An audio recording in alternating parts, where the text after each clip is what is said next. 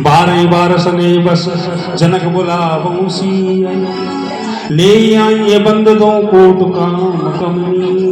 महाराज जनक जी को पता है कि आज मेरी पुत्री मुझे छोड़कर हमेशा के लिए चली जाएगी। वो जानती जो इस संसार की माँ है। जनक जी ब्रह्म ज्ञानी है और ज्ञानी को कभी शोक और हर्ष नहीं होता, लेकिन बेटी की विदाई पर महाराज जनक जी का पूरा ज्ञान आंसुओं में है। बार बार सीता जी को बुलाते, जानकी जी को उठा करके गोदी में बैठा दिया। बहुत दुलार श्री जनक जी महाराज ने किया और माता पिता ने दोनों ने विदाई की, प्रार्थना की कि मैंने अपने नेत्रों में पलकों की भांति अपनी पुत्री को पाला है।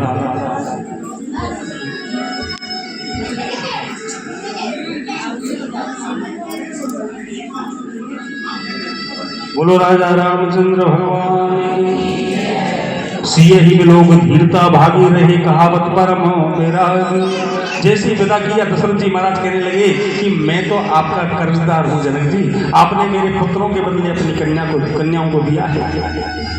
और जाकर दशरथ जी महाराज ने तीनों रानियों से कह दिया कि नव वधू लड़किनी घर आई रखियों ताही पलक की नाई।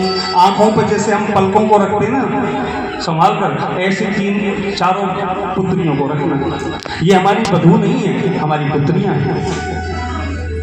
एक बात आपसे कहें, राम जी को सबसे ज्यादा अयोध्या में प्रेम करने वाला कौन है? कैकई। बिल्कुल सब राम जी को सबसे ज्यादा प्रेम करते हैं कैकई। क्यों? राम जी का जब अवतार हुआ उस समय भगवान ने लीलाएं तो बच्चों जैसी की थी, दूध भी पीना था। कौशल्या के स्तनों में दूध नहीं था, इसलिए कैकई का दूध पी करके राम जी बड़े हुए थे और कैकई के महल में रहते थे। जब सीता जी को लेकर पहुंचे तो सीता जी की मुंह दिखाई में सोने का महल दिया कैकई ने, ये महल इसमें तुम रहोगी। लेकिन समय बदलना था। एक समय की बात है जब राम जी छोटे थे तो सब कुछ भगवान को पता है मुझे क्या करना है क्या नहीं करना, मुझे वनवास जाना है। अगर वनवास नहीं गया तो मेरे सारे कार्य हैं वो अवरुद्ध हो जाएंगे।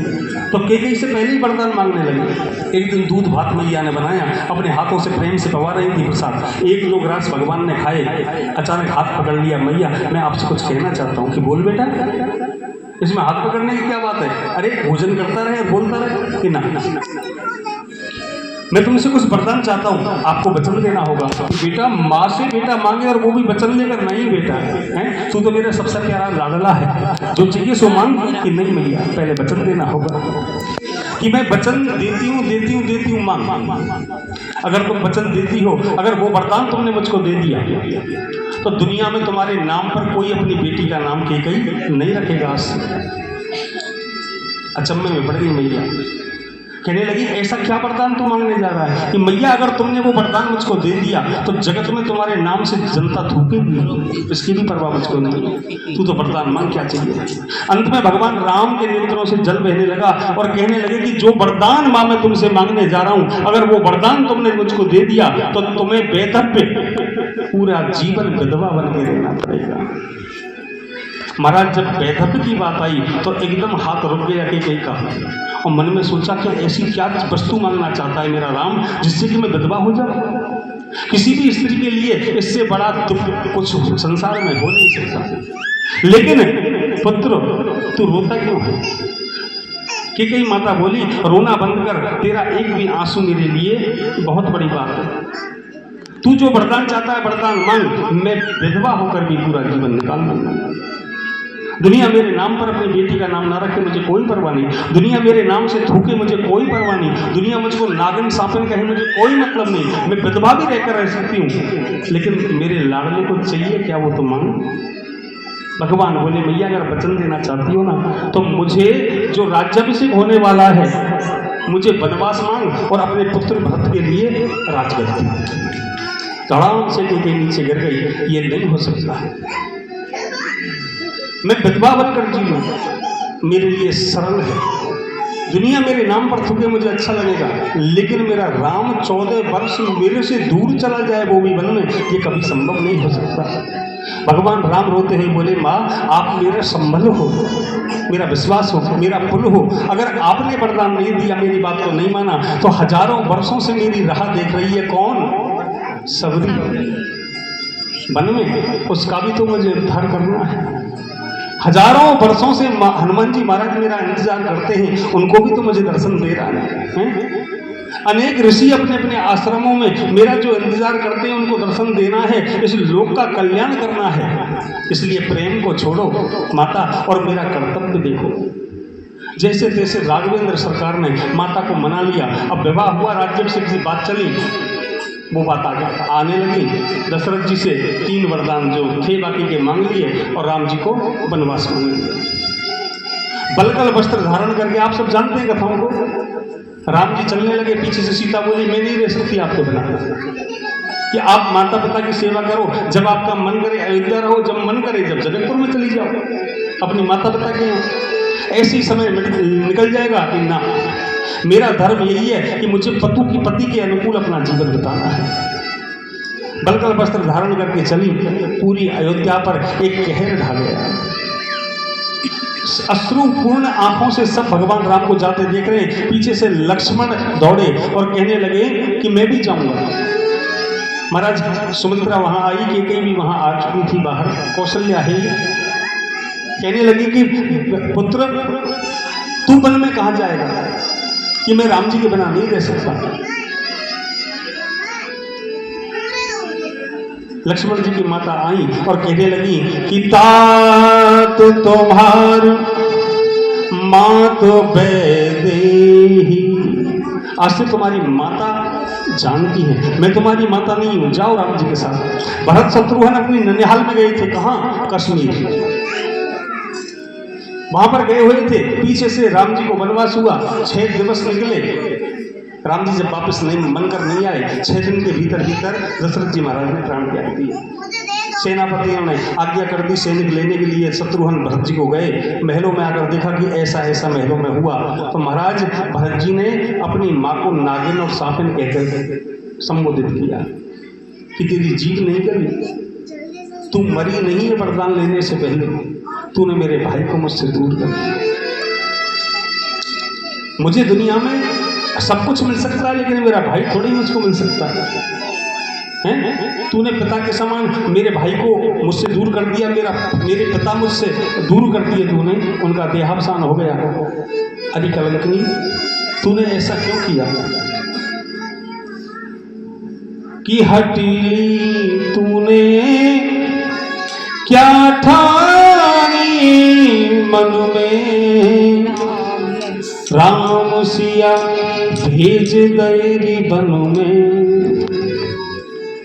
अरे दीवानी, ऐसा क्या दीवानापन तुझ पे चल गया कि तूने मेरे भाई को दूर कर दिया? मैं अपने भाई को बनाने जाऊंगा कि कहीं भी रो करके महाराज पालकी के पीछे होले, पालकी में बैठ करके चलने लगी। भरत जी ने कहा मैं नंगे पैर, मेरा भाई गया है, मैं नंगे पैर उसको मनाने जाऊंगा। महाराज गंगा जी के किनारे गए, गंगा पार राम जी जा चुके थे। गंगा जी में स्नान किया, गंगा जी की प्रार्थना गाई, अंत में जाकर चित्रकूट धाम पहुंचे और श्री भरत जी महाराज से उनका मेल हुआ। वहां जाकर दोनों भाई मिले। जैसे ही भरत जी का सुना, राम जी एकदम खड़े हुए महाराज और प्रेम से भरत जी को अपने हृदय से निकाल दिया। यह है भाइयों का प्रेम। आपस में वार्तालाप हुई, सबने कहा कि ज्यादा कुछ नहीं तो सीता जी को वापस ले चले। जनक जी ने कहा बेटी तू मेरे साथ रह ले, अयोध्या में रह ले, तू क्यों वन में जा रही है? जब सीता जी ने साफ इनकार कर दिया तो जनक जी महाराज के मुंह से निकला कि पुत्री पवित्र किए कुल दो। अरे बेटी तूने दोनों कुलों को पवित्र कर दिया, इधर ससुराल को और इधर मेरे घर को। इतना सुंदर भाव कि पिताजी मैं रुकूंगी नहीं। सबसे विदाई लेकर जाने लगे। इतने में भरत जी ने फिर दोबारा से दुर्वचन माता को कहे तो राम जी ने कहा भरत तुम आज से मुझे भाई मत कहना। कि क्यों? कि कोई बात है? कि नहीं नहीं भाई, मैं आपको भाई कैसे नहीं कहूँगा। कि तुमने अभी माता को कैसे शब्द बोले? कि नहीं, माता को मैं जीवन भर माता नहीं कहूँगा। तो कहने लगे अगर तुम मुझसे भाई कहना चाहता है तो मुझे वचन दे, तुझे माँ को माँ ही कहना है और माँ के समान ही इसको रखना है। अपनी पादुका उतार कर भरत जी को दे दी और भरत जी ने अपने सिर पर उनको धारण कर लिया। राम भक्त ले चला रे राम की निशानी। महाराज राम जी की पादुकाओं को सिर पर धारण करके भरत जी गए। इधर राम जी का प्रवेश वन में हुआ, अनेकों राक्षसों को दंडित किया, सभी ऋषियों को आशीर्वाद दिया। अंत में शूर्पणखा से राम जी की भेंट हुई और लक्ष्मण जी ने उसकी नाक काट दी। वो संदेश लेकर रावण के पास पहुंचे, खरदूषण आदि राक्षसों ने भेजे, सबका अंत भगवान ने कर दिया। अंत में राम की जो धर्मपत्नी है सीता का हरण करने का विचार रावण ने किया, साधु का रूप धारण किया, आप सब जानते हैं, विमान लेकर आया और सीता जी का हरण करके चल दिया, लंका को ले गया। सीता जी की खोज में राम जी इधर उधर भटक रहे थे। श्री सुग्रीव जी महाराज से मित्रता हुई, हनुमान जी महाराज से वहां मिलना हुआ और बड़े भाव से उनसे मित्रता करके समुद्र का लांग करके श्री हनुमान जी महाराज खबर लेकर आए। युद्ध की तैयारी होने लगी और राम रावण योर युद्धो राम रावण योर वह 87 दिन तक युद्ध चला था महाराज, और 32 दिन अकेले श्री राम ने रावण से युद्ध किया था। अंत में रावण परास्त हुआ, राम जी की विजय हुई और राम जी वापस अवधपुरी के लिए आने लगे।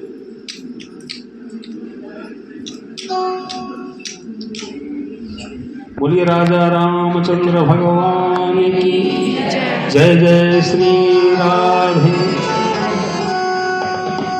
राम रावण योर युद्धे राम रावण योर वह। अब 14 वर्ष पूरे हो गए।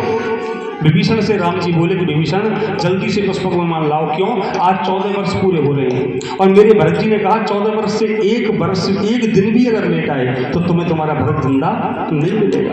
इधर हमारा शाम होने वाली है, दिन ढलने वाला है और राम जी पहुंचे नहीं। हनुमान जी को पहले ही भेज दिया राम जी ने कि जल्दी जाओ, कहीं ऐसा ना हो मेरा भरत कुछ कर बैठे। इधर भरत जी ने नंदी ग्राम की गुफा में देखा कि मेरे राम जी वापस नहीं आए, सूर्यास्त होने वाला है। समय देख करके बाहर आए, ऊंचे टीले पे चढ़े। मैं जिंदा रहकर क्या करूंगा? धड़ाम से सरयू में छलांग लगा। चारों तरफ हाहाकार मच गया। महाराज सैनिक दौड़े, क्या करें, इतना अफान लेकर बह रही हैं सरयू। पानी के अंदर 2 पुरुष आए, प्रकट हुए और भरत जी के दोनों हाथों को पकड़ के ऊपर ला करके किनारे पर ले आए। मुझे मर जाने दीजिए, मैं जीना नहीं चाहता।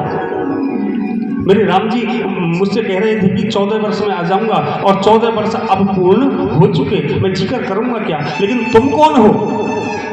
तुम दोनों कौन हो? तो हाथ जोड़कर कहने लगे, हम राम जी की चरण खड़ाऊ हैं जिनको सिर पर रखकर तुम लाए थे। मेरे राम जी ने पहले ही कह दिया था कि 14 वर्ष से अगर एक आध दिन फालतू हो जाए तो मेरा भरत बचेगा नहीं, और इसलिए मैं चाहता हूं कि तुम मेरे भरत की रक्षा करना। भरत जी महाराज, इतने में हनुमान जी महाराज आए, कहने लगे राम जी आ चुके। भरत जी के तन में प्राण डल गया। आप कौन है? रूप बदला, मैं हनुमान जी। और ये महाराज बहुत सुंदर किया आपने, समाचार दिया। दौड़ करके अवधपुरी की तरफ भरत जी आए। राम लक्ष्मण सीता, हनुमान जी, सुग्रीव, अंगद, नील, नल, द्वैत, मयंत्र, ये मुख्य जो वानर थे, विभीषण, ये सब विराजमान थे। क्योंकि पुष्पक विमान आज के जैसा विमान नहीं था महाराज। अगर मान लो 100 सीट का है तो 100 सीट रहेंगी ना। अरे महाराज देवताओं का विमान था। एक सिंहासन रहता था, राम सीता बैठ गए। हनुमान जी ऊपर चढ़े तो एक सिंहासन बड़ा हो गया, हनुमान जी बैठ गए नीचे के हिस्से पे। सुग्रीव चढ़े तो और हिस्सा बढ़ गया, पुष्पक विमान बढ़ कर इतना बड़ा हो गया कि महाराज हजारों लाखों की संख्या में वानर आए साथ में बैठकर। जैसे ही भरत जी का मिलाप हुआ, दंडवत प्रणाम किया। जनता देख रही है राम जी को। राम जी कहने लगे कि मैंने सब कुछ देखा, लेकिन मैंने एक चीज देखी, मुझे कोई बालक दिखाई नहीं देता। क्या 14 वर्ष में कोई नए बच्चे नहीं हुए? तो वहां की पूर्ववासी हैं, वो कहने लगे कि हे राम जी, जब से तुम वनवास गए हो तब से अयोध्या में कुछ कार्य नहीं हुआ। किसी ने अपना बेटा बेटी का ब्याह नहीं किया। क्यों? ब्याह करेंगे तो नाच गाना कूदना होगा। अब नाचना गाना किसी को पसंद नहीं। राम जी जब अयोध्या में नहीं तो कैसा नाचना? किसी ने विवाह नहीं किया, और जब विवाह नहीं किया तो संतान उत्पत्ति कहां से होगी? इसलिए जो तुम छोड़कर गए थे वही आदमी तुम्हारे सामने खड़े हैं। कितना वैचित्र है महाराज। राम जी का राज्याभिषेक कर दिया। कभी आप अयोध्या जाओ तो कनक भवन में श्री राम जी का दर्शन करना। वहां पर सीताराम बड़े सुंदर भाव में विराजित थे।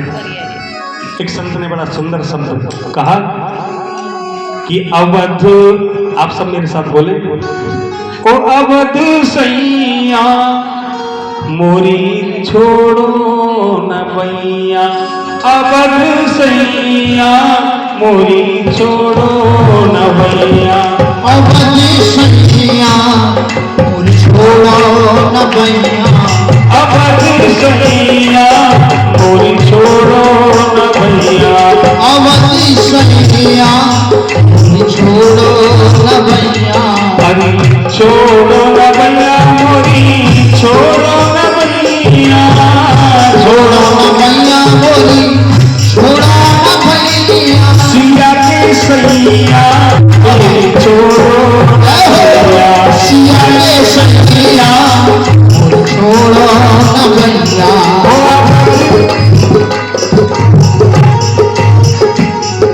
अवध सैया मोरी छोड़ो न भैया, अवध सैया मोरी छोड़ो न भैया, तुम जानत हो अब गुण मोरे, अरे तुम जानत हो अब गुण मोरे, तुम जानत सब अब गुण मोरे, तुम जानत सब अब गुण मोरे, अब तो नाथ छुपे नैया मोरी छोड़ो ना भैया, अवध सैया मोरी छोड़ो न भैया, अवध सैया मोरी छोड़ो न भैया, अब सागर में बही जात है, अब सागर में बही जात है, अब सागर में बही जात है, अब सागर में बही जात है, तुमसे नाच छिपाओ अवध सैया मोरी छोड़ो न भैया, अवध सैया मोरी छोड़ो न भैया, रामचंद्र हमारी की।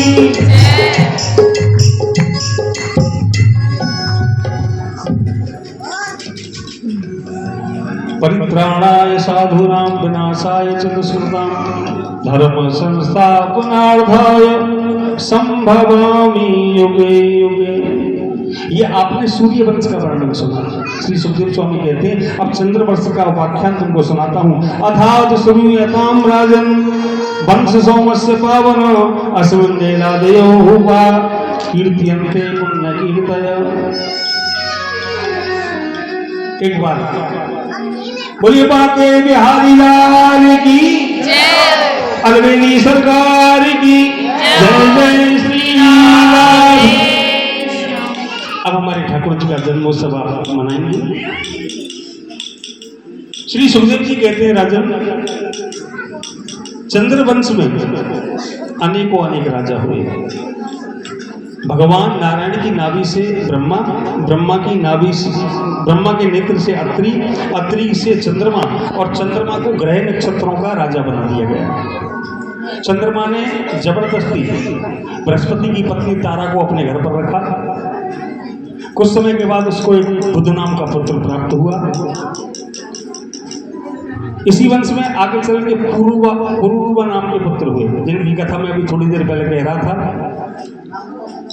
इसी वंश में जमदग्नि नाम के एक राजा हुए, जिन्होंने संत का जीवन व्यतीत किया। उन्हीं के यहाँ पर परशुराम जी महाराज पुत्र के रूप में जन्मे। और परशुराम जी का इतना क्रोध था महाराज, जिसका वर्णन नहीं किया जा सकता।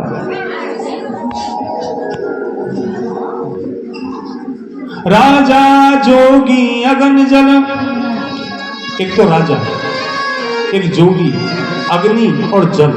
राजा जोगी अग्नि जल, इनकी उल्टी रीत और बचे रहो परशुराम से थोड़ी राखे प्रीत। बड़े क्रोधी थे। इन्हीं के वंश में आगे चल के रंतिदेव नाम के एक राजा हुए। यदुवंश जैसे ही आगे बढ़ा, यदुवंश को ही चंद्रवंश कहा जाता है। सबसे प्राचीन, ध्यान से सुनना, समय बहुत हो गया, ठाकुर जी का अवतरण भी होना है, तो आप शांत भाव से सुनेंगे, आपको समझ में आएगा।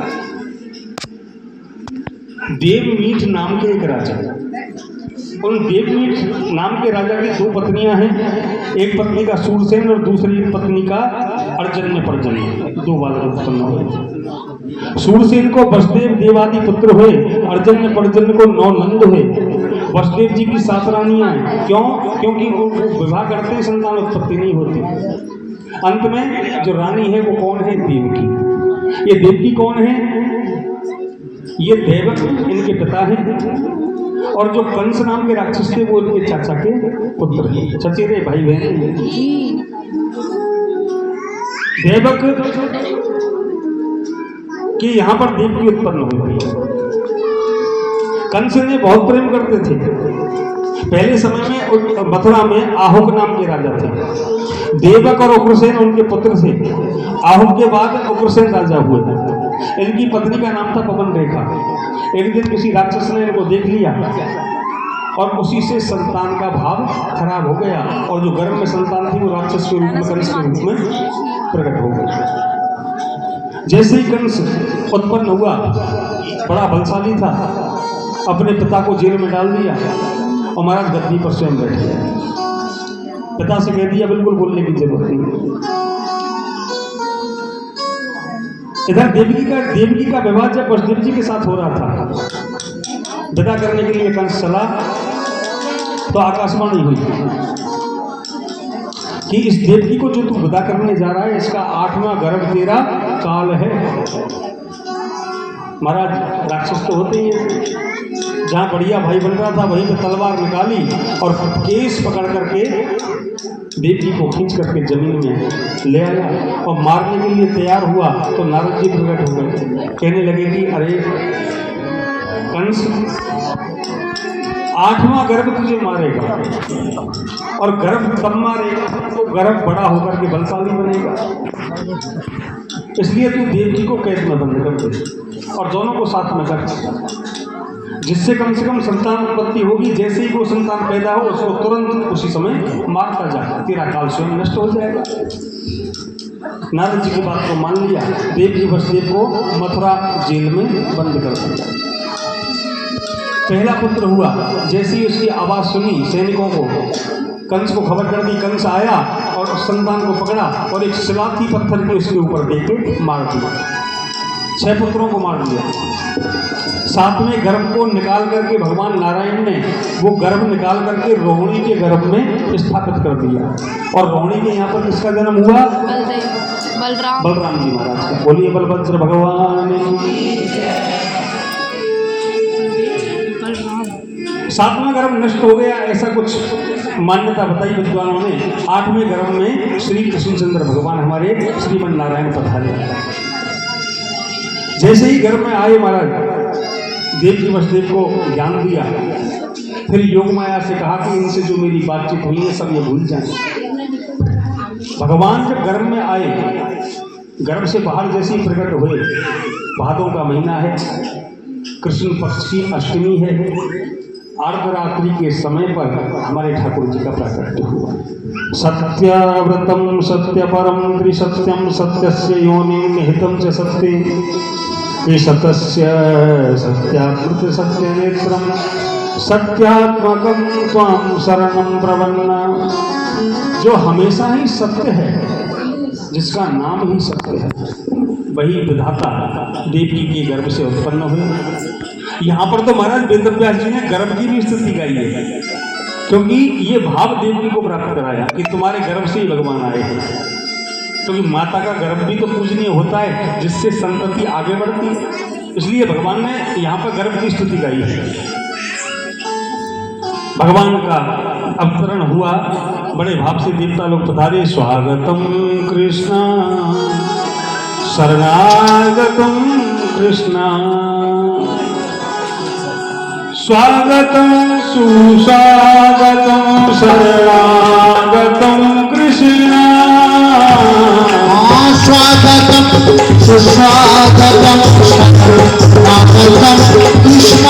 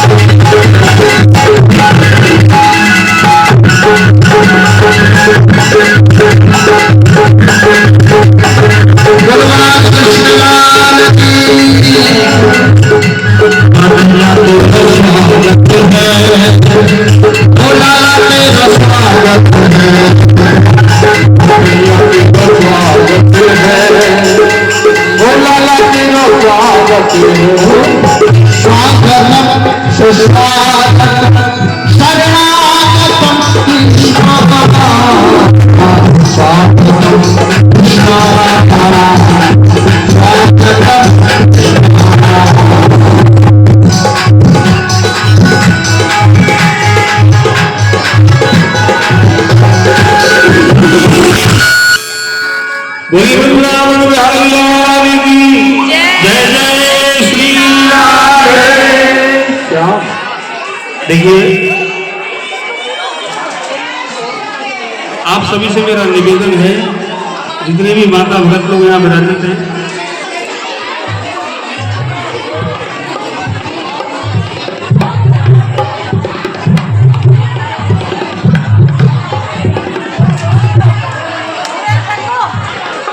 बोलो बाल कृष्ण लाल की जय जय श्री राधे। बड़े भाव से देखिए, पहले ठाकुर जी का आपसे बोल रहे कर रहे हैं, ये कुर्सी पे बैठा दो।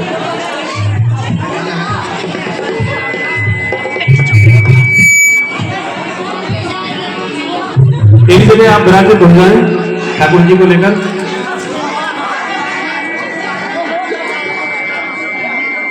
देखिए, मेरा आपसे निवेदन है, अभी ठाकुर जी का जन्म हुआ है, अभी नंदोत्सव तो मना ही नहीं। हाँ, अगर थोड़ा आप शांत रहेंगे तो नंदोत्सव आज ही करना है भैया, कल नहीं करना।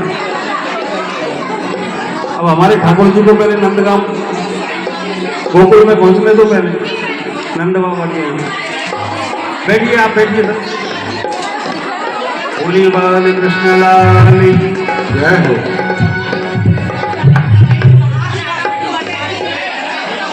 एक जगह स्थान देते ठाकुर जी को।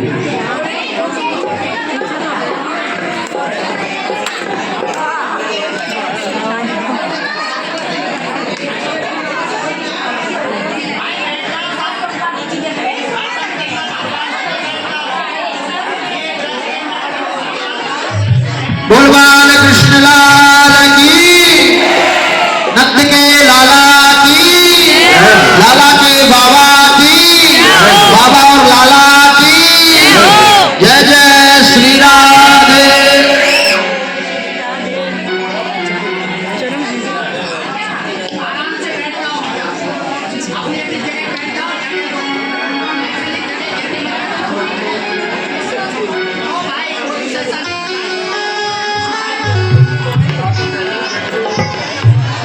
देखिए, सभी शांति से बैठ जाएं, अभी कथा बाकी है 5-10 मिनट की। आपसे विनम्र निवेदन है, आप लोग बैठ जाएं।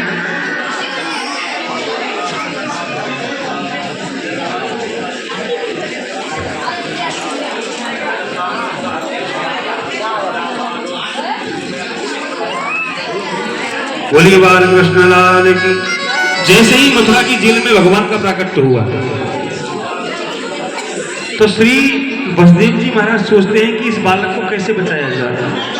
अब उनके यहाँ पर जब बाल कृष्ण के रूप में भगवान नारायण प्रकट हुए, उनकी बीवियां बढ़ गई और अपने सिर पर एक टोकरी में रख करके श्री भगवान को लेकर जमुना जी में प्रवेश किया और जमुना जी से निकलकर सीधे गोकुल नंद गांव नंद बाबा के आश्रम में पहुंचे और सोते हुए गोविंद को नंदरानी के बगल में सुला दिया और उनकी जो पुत्री है योगमाया उसको उठा करके श्री वसुदेव जी महाराज वापस ले आए। अब जैसे ही नंद बाबा के यहाँ ये ज्ञात हुआ कि यशोदा ने एक बालक को जन्म दिया है तो बड़े भाव से ब्रजवासी इकट्ठे हुए और बड़े प्रेम से महाराज नंदोत्सव मनने लगा।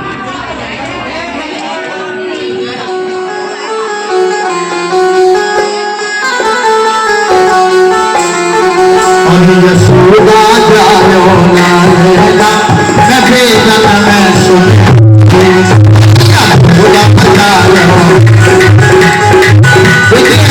सब नाम है नाच के बने ठाकुर के लिए जो नाच है वो भाई 84 लाख योगी में कमू नहीं नाचना पड़ा। आइए बड़े हर्षोल्लास के साथ बोल नंद के लाला की यशोदा जायो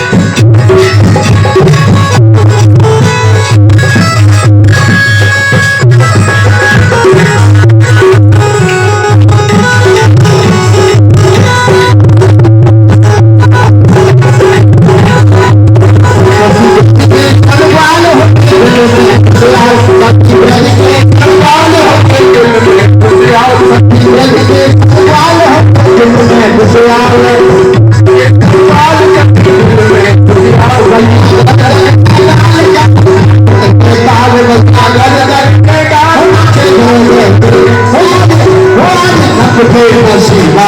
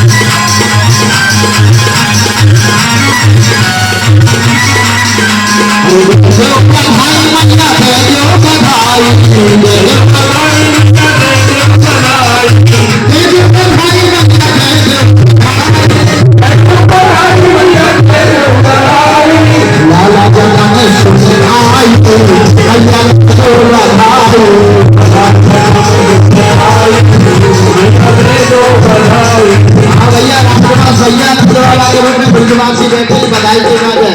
हाँ बिल्कुल आज मानेंगे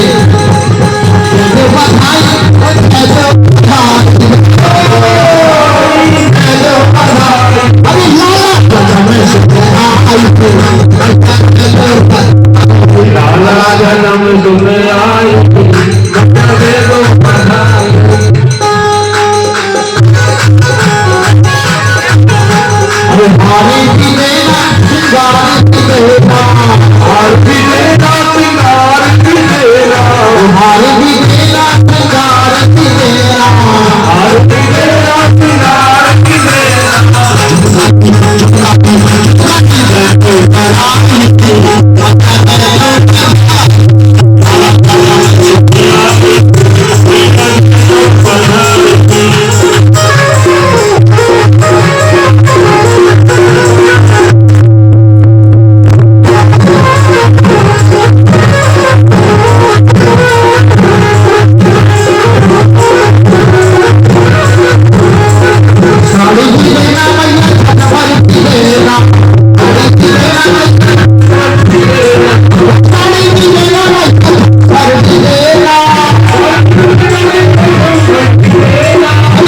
बाकी बाकी जैसे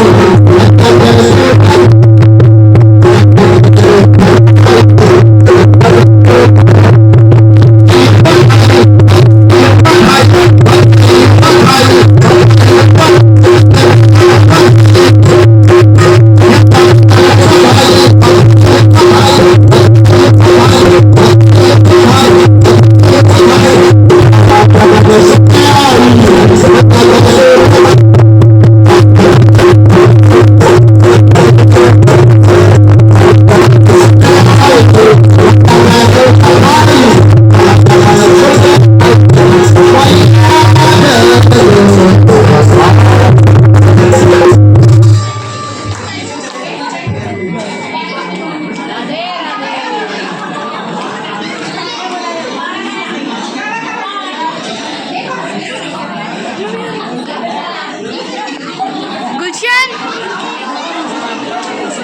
बाबा की